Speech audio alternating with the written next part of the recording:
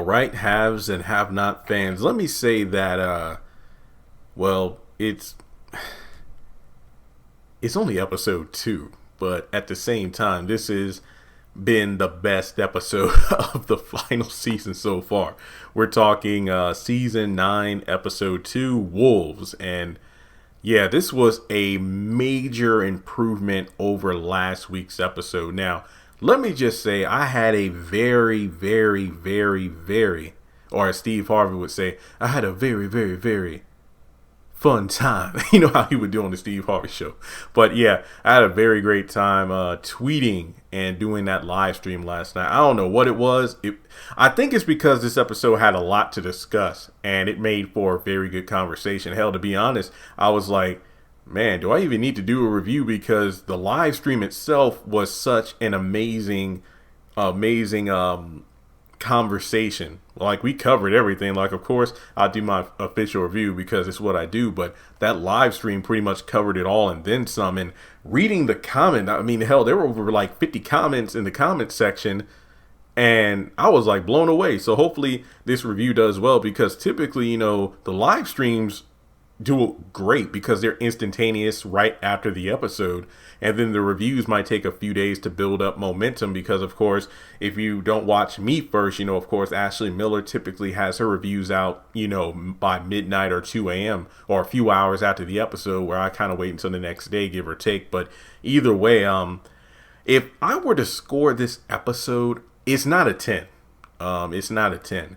But I would have to give it maybe like a strong 8 or an 8.5. Maybe I'll give like a different score by the end of the review. But I have to say, it did have some problems here and there. But for the most part, during the live stream and on Twitter, people really were feeling my thoughts and whatnot. So make sure you like the video, hit subscribe, click the bell notification icon and select all. That way you don't miss out whenever I post content to the channel. And follow me on social media. Links are in the description below. Wolves. And I mean, if I were to look at that title and think about the context of the episode, I would say that Colby was definitely tossed to, you know, a pack of wolves in the episode, but we'll get to that. So let me just say this. We're only 2 episodes in, but Tyler Perry has made it where the first scene of each episode has me hooked. I'm like, damn. I'm like, you can cut the episode right here and I'll be satisfied. No lie. After we got to the first commercial break, I was like, I tweeted, if the episode cut here, I would be 1,000% satisfied. Last week was great only because Justin was on fire and, you know, burned himself to death. The only part I hated was Jeffrey. But in this situation, Hannah slapped the hell out of Veronica. What did she say? Like 9 times, and knocked her on her ass. It was, I think, my favorite one. I think maybe like her last slap was, and this is for my son. Oh yeah, that punk ass boy. Bap! I was like, oh my gosh. So the episode last week ended with Veronica kind of winning, but here Hannah was like, it was like, you know, good Lord, I was like, Veronica? All that shit you were talking? Veronica? For real? Hannah knocked her ass down. And I was thinking the whole time, Lord, David pimp slapped that bitch once. And then from there, Veronica made Erica's car explode, killing her and sending David to the hospital crippled. Justin slapped her in the parking garage once. Veronica had him arrested and gang raped in jail. Hannah slammed her hand in the dresser drawer and slapped her like 9 times to the floor. I know some people were like, well, Hannah wasn't doing much damage. She didn't draw blood or anything, whereas David, one backhand, you know, she was bleeding and flipped on the floor. Yeah, whatever. But in any case, it's like, yo, when you notice Veronica walking down the stairs and whatnot, she was kind of limp. I'm like, shit. Okay.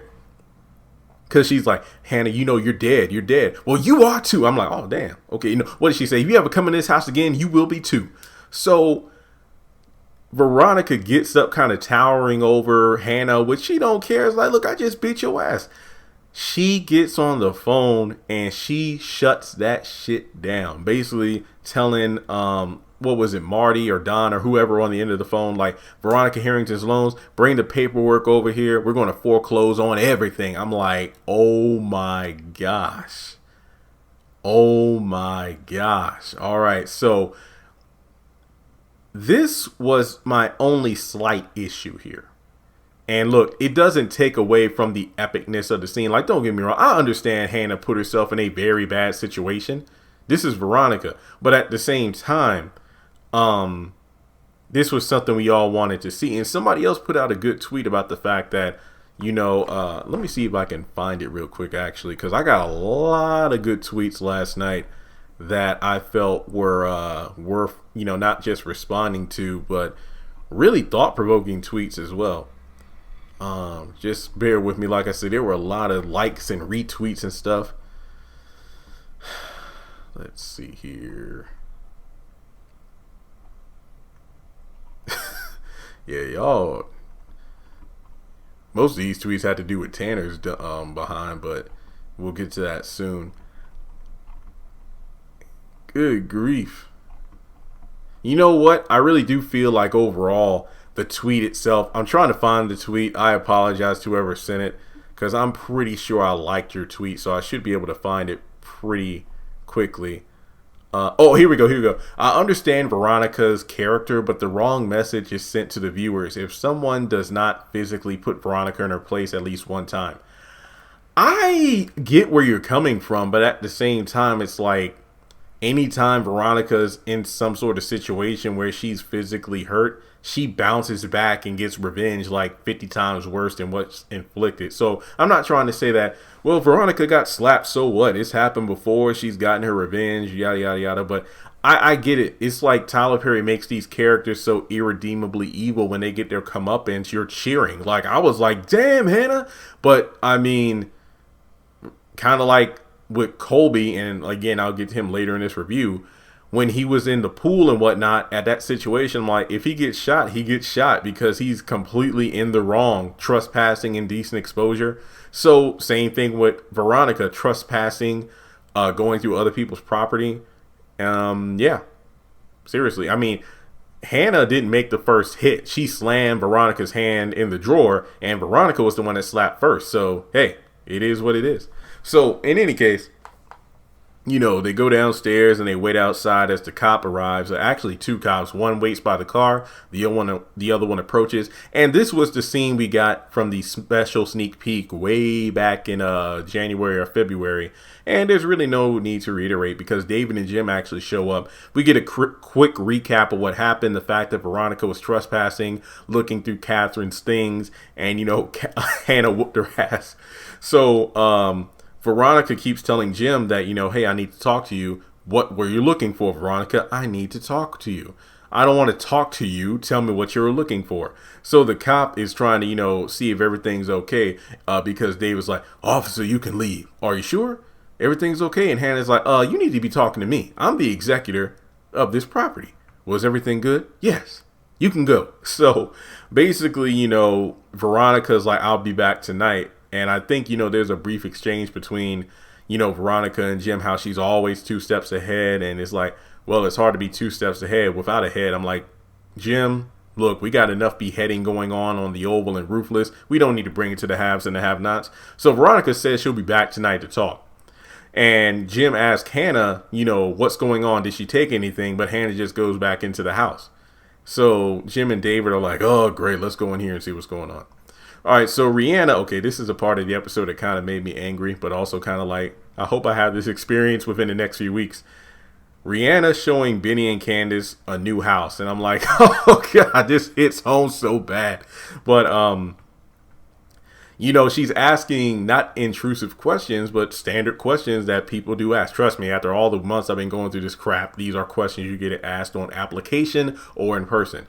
So you and your wife is like, oh, no, brother and sister. Oh, okay. Are you married? No. Any kids? No. And it's like, Rihanna's kind of flirting. You could just tell by her body language. So, Candace and Benny have a chat real quick because the home itself is about, if I'm not mistaken, 200K for the house. Oh, I'm actually jumping ahead of myself. I'm sorry. But, Benny wants to go look around the house again just to make sure because, it's kind of small. And Candace's like, no, it's a good house for you. And it's a good house for him just starting out and whatnot. And it's like Candace, while Benny goes back into the house to look around, Candace gets on the phone to go to the airport because I do believe that Benny mentions, hey, Candace, like, once you close on the house and everything, you can carry me to the airport and I'll be out of here. So Candace, calls and finds out she's on the no-fly list. She calls Landon about this, and basically it's a back and forth because I had almost forgotten that he had put her on the no-fly list because I'm like, oh, damn, if Landon didn't do it, then who did? Dun, dun, dun. Was it, what's his name? Oliver. What if he did it? Or what if it was Kyle and Scott? But no, it was Landon. Basically, and this scene isn't bad because it doesn't drag on or anything, but to kind of just sum it up, Landon's like, I'll take you off the no-fly list if you do just one interview, just do one statement, tell your side of the story. I flipped the narrative so the people are coming to your side, yada, yada, yada. Candace doesn't want to do anything. Candace doesn't want anybody controlling her. And apparently Landon is like, okay, fine. But he also says, he makes another phone call. Okay, how long can I keep her on the list? 4 days? Damn. Okay, I'll see what I can do. So basically, it's all about turning the tide in the narrative of Candace. So you scratch my back, I scratch yours. But she's honestly trapped between a rock and a hard place. And look, she's on that list for quote unquote 4 days. There's only 6 episodes left.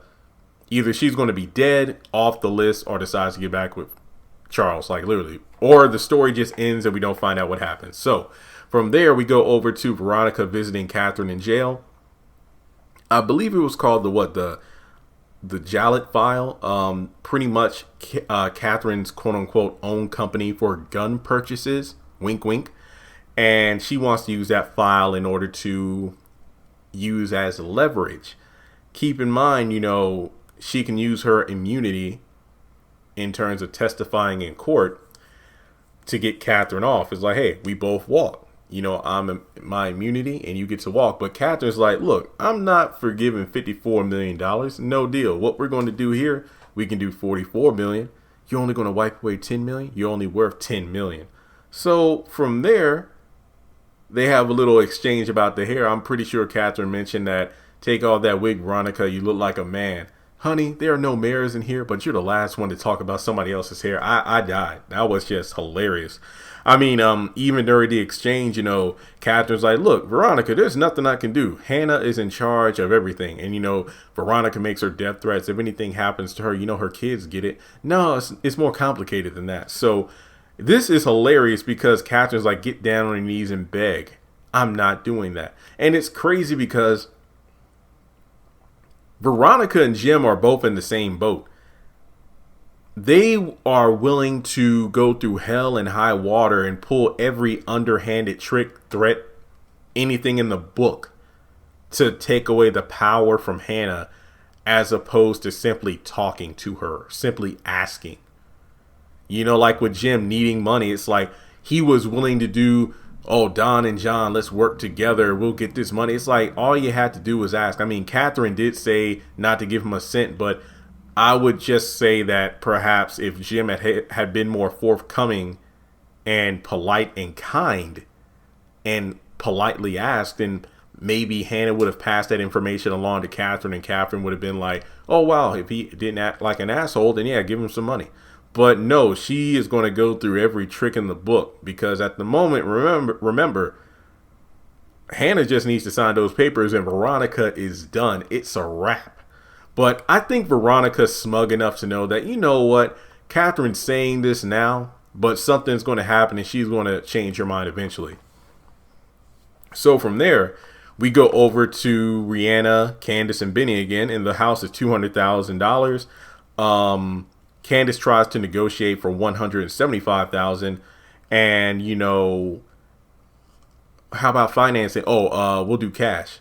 They're like, wait, what? Yeah, we'll do like a 15-day closing and inspection and whatnot. Candace is like, I'll stay with you until I can leave, get off the no-fly list. Because Benny's like, no-fly list? He can do that? Yeah, they can do a lot of things.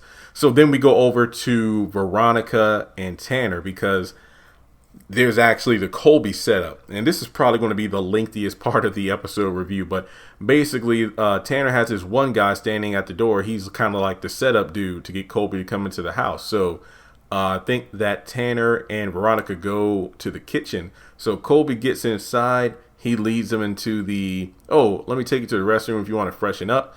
And yeah, remember, Colby is an escort, so he pretty much makes the same introduction. Hey, nice to meet you. I take money up front. So basically, they get to the kitchen, and Colby's face when he sees Veronica sitting like a kingpin or whatever, Tanner standing beside her. You got one brother in the corner. I saw like maybe 3 or 4 of the guys on the other side of the kitchen. And then the one dude who was leading Colby into the kitchen, 3 other guys popped in behind him. Somebody in the live stream said there were like 8 or 9 people. I didn't keep count. I was like, well, damn, it felt like Avengers. No. Colby was like Captain America in Avengers Endgame when Thanos brought down his entire army. I'm like, oh shit. But there was no portals opening, and there was nobody telling Colby on your left. No, it was him by himself. I'm like, oh shit. But Colby's sassy attitude and all that just his face went pale. His eyes got watery when he saw the situation he was in. And he's like, look, I was just playing. No harm, no foul. No harm, no foul. You contaminated my pool. Do you know how much it costs to drain and refill it? Look, I'm sorry. So from there, you got Tanner trying to teach him a lesson about what he did to his brother. And it's like, look, your brother called me. Look, I hate all of you. So they try to go one-on-one. And even though Tanner gets in that first punch, Colby goes ahead, knocks him a good one. I think Colby, he handles himself pretty well against like 3 or 4 other dudes. It kind of reminded me of when Andy did better against Jasmine's friends in the parking garage on Sisters, where it's like, oh man, Andy's about to get her ass beat. But it's like, no, Andy actually, she was holding her own. And then Fatima showed up to save her, but she was holding her own better than expected. But yeah, I mean, Colby, he was doing his thing, but then he just got, overpowered and outnumbered, so he was knocked to the ground. I think 3 or 4 of the dudes were like stomping and kicking him. So next thing you know, he was like a bloody mess on the floor. And a lot of people are like, man, he ain't bloody that fast. That's Tyler Perry for you. But then again, the question of, oh damn, is he dead? So he's like, stay away from my brother. And then pretty much, Colby gets up and Veronica makes him apologize, like say it like you mean it. So from there, he gives a speech about, how, I hate to say, but I had to fight all my life, about being gay and whatnot. And I honestly think that they're definitely putting in the agenda of gay people, and the fact that this is during Pride Month does not surprise me. Like I said during my live stream, and I have to say, well, first of all, pat myself on the back for my well-worded explanation, but also the fact that the viewers who are watching me live actually agree with what I was saying. And it's not the issue of, oh wow, Jeremy, what you're saying that you don't like the message about gay people and whatnot. It's not that. It's like, there's a difference between something being woven gracefully into the writing of a script, whether it be representation, whether it be character, personality, and development, versus something that's kind of shoehorned in and beaten across your head. It just feels like, yeah, that's the whole thing. We're really getting Veronica and Tanner's like, homosexuality, is always something that's being discriminated against, the violent acts against us and things like that. And here's my thing. With Colby, it's not because he's gay. My biggest issue was when he went to that damn pool. It's the fact that he was trespassing. It was indecent exposure. Veronica was telling him and his friends to get out of the pool, but they refused. But when she pulled out the gun, that's when the other 2 dudes got out.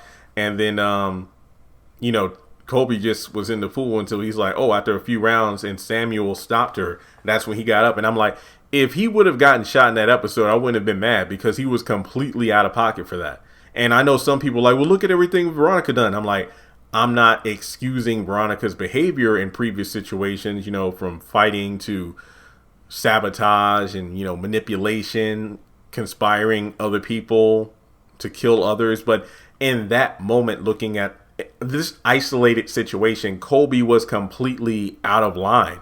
So I'm not saying he deserved what he got in that kitchen. I'm not saying that. I'm just saying that he's not a saint, you know. But when it comes to this situation about, you know, gay people were everywhere, we're never going to change. This beating ain't going to change me. You might as well kill me right now. But he did mention, you know, like how I've dealt with this kind of stuff before. But this feels different. I'm like, Lord, was he poisoned or something? Like, what's going on? But, you know, Tanner's like, no, my boys, Marines and whatnot, we know how to handle situations like this. Your back, your face, your chest, when you're being kicked, it was cleats. That's why it really stings. So, you know, from there, again, it was just the message that, you know, gay people won't change no matter how many people like you try to rise up and fight. But Veronica once again expresses how she's not homophobic. I don't have a problem with gay people. Just don't involve my son in it. Yeah, my brother.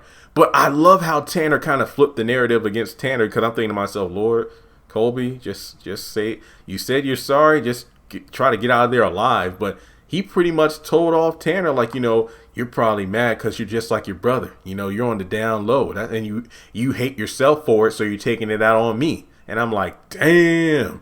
I mean, he might have a point, because Tanner mentioned that just like Justin at a young age, when he was a young boy, he was forced to have sex with a woman.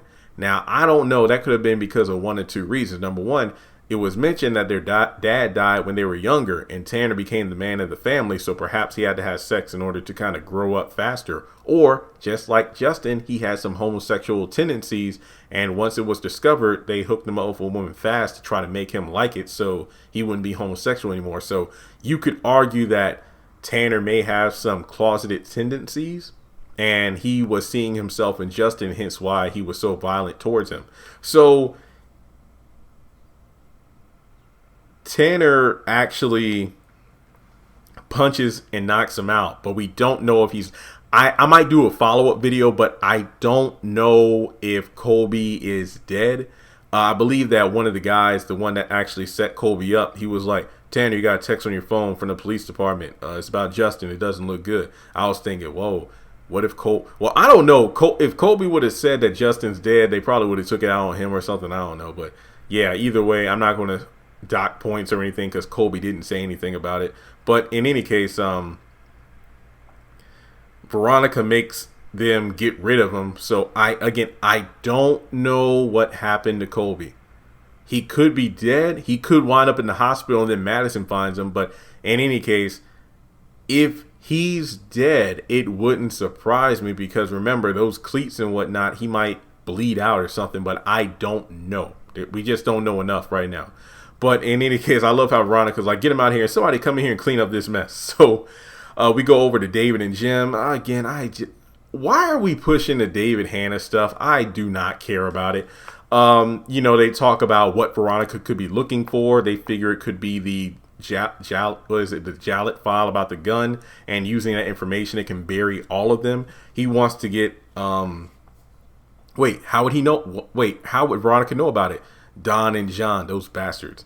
So Jim wants David to talk with Hannah, sleep with her, if necessary, to get the information about what Veronica took or what Veronica was looking for. And then Jim's like, David, I know you well, and I know you're very protective when you want to be, so you must have a thing for Hannah. Well, you're an asshole. What did he say? You're an asshole, Jim. But yeah, whatever. Okay, so we go over to the house again, and Rihanna was on the phone saying that, hey, the seller could do $195,000. Candace is like, what about closing costs? Okay, they'll take care of that. And she's like, okay, let's go over to the bank. And Benny's like, can we go to my bank? Sure. And we'll get the money situated, and that will be that. And Benny pulled, and luckily Candace was there to stop him, but you know, he went through it anyways. Like, look, I'll do it on one condition. What?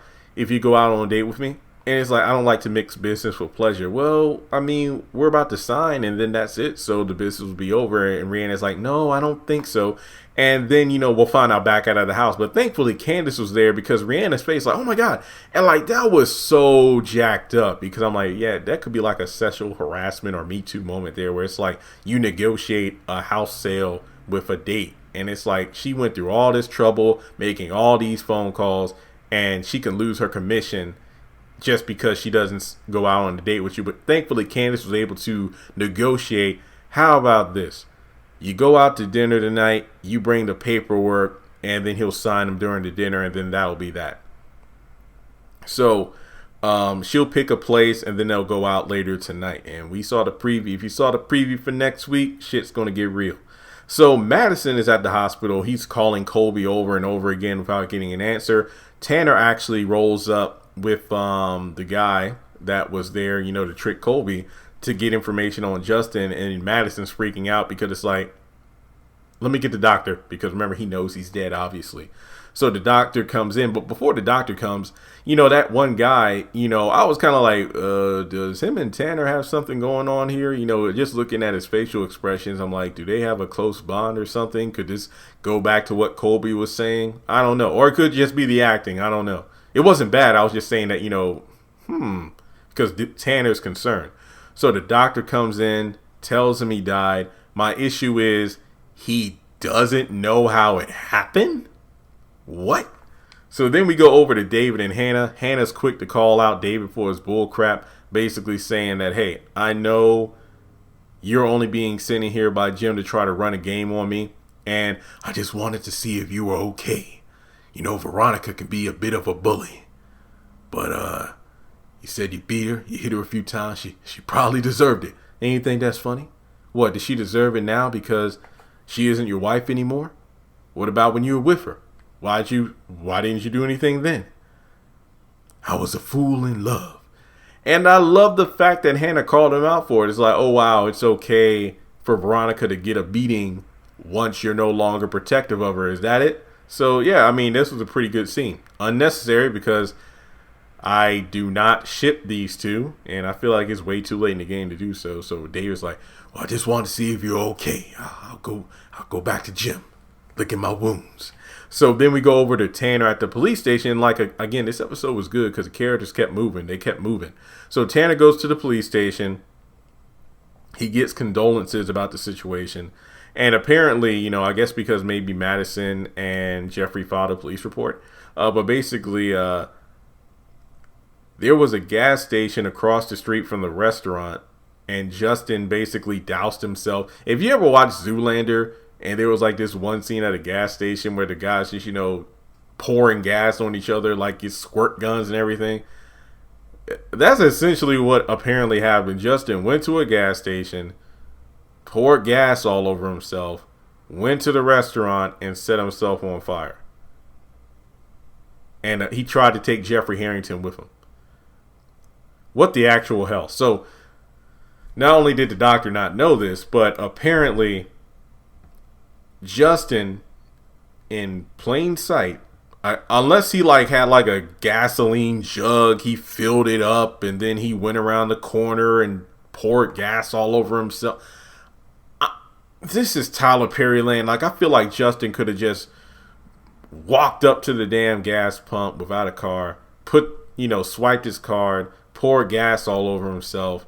Everybody looking like, what the hell is wrong with this guy? He goes across the street into the restaurant and then sets himself on fire. And learning that he poured gas all over himself makes me even further confused as to when he walked into that restaurant. Remember, it was a very enclosed area. He walked into that restaurant and nobody said a damn thing. Like gasoline, you could get us. I can be pumping gas, and I could take the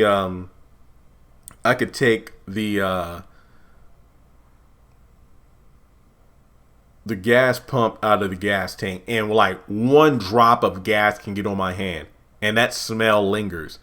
This man apparently just doused himself with gas, and nobody said anything. Like, did anybody at the front just say, sir, I'm sorry, but the strong aroma, it's an enclosed space, you'll have to leave. And when he was walking through those tables to sit down.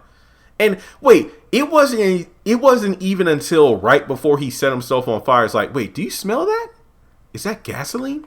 Nobody said. He was sitting at the table for a while. Again, come on, Tyler Perry, you gotta do better than that. So in any case, we go over to Justin's body at the hospital, and I believe this is the last scene of the episode. You know, Pearl and Tanner are looking at it. You know, I know some people were joking, like, I wouldn't be surprised if Justin would have popped out of that bag. He was alive, but, you know, we haven't had a scene like that since Amanda, when Jim and Catherine looked at the body. Obviously, we didn't see it because she was shot in the head, but Jeffrey shows up. Hi. Don't hide me. This is all your fault. You did this. I hate you. And then Tanner's feeling guilty because apparently he knows the entire situation between the stalking and whatnot. But in order to not upset his mother, he's not going to tell Pearl that Jeffrey's innocent.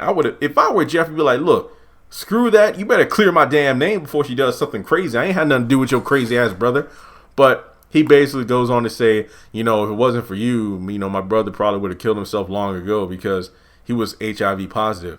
And yeah, he had this like last gift he wanted to give to you. I can drop by and give it to you. It's like, yeah, let me give you the address. And it's David's house. I'm like, what the actual hell, Jeffrey? This is a trap. I smell it. Some people are skeptical. Like, I'll do separate videos. One about Colby. One about whether or not Justin being HIV positive. I got a question. Why would he lie about that?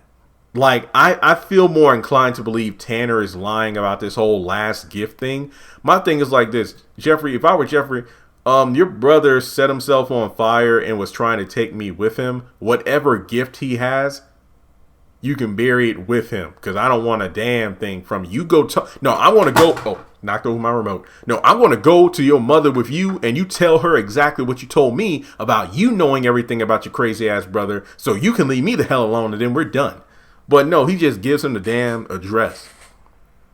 And yeah, like I said, I don't see the point of Tanner lying about Justin being HIV positive.